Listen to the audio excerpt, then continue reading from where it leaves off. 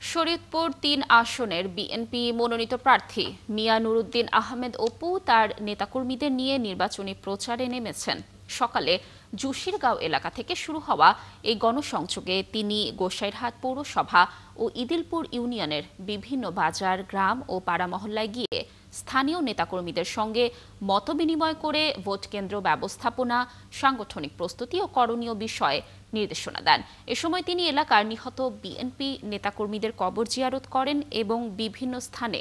সনাতনী ধর্মাবলম্বীদের সাথে সৌজন্য সাক্ষাৎ করেন এবং যে কোনো সমস্যায় সরাসরি তার সাথে যোগাযোগ করার আহ্বান জানান। অপু বলেন, শান্তিময় শরীয়তপুর গড়ার যে যাত্রা শুরু হয়েছে সে যাত্রায় সকলে ঐক্যবদ্ধভাবে তারেক রহমানের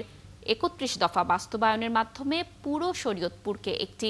আধুনিক ও উন্নত শহর হিসেবে গড়ে তোলা হবে। আমরা প্রত্যেকটা পরিবারকে আমরা আগামী দিনের সেই শান্তিময় শরীয়তপুর গড়ে তোলার যে যাত্রা শুরু হয়েছে,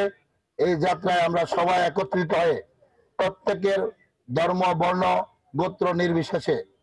উঁচু নিচু সমস্ত কিছু ভেদাভেদ ভুলে গিয়ে আমরা ইনশাআল্লাহ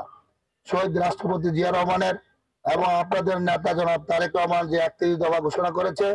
আমরা সেই ৩১ দফা বাস্তবায়ন করে ইনশাআল্লাহ সমগ্র শরীয়তপুরে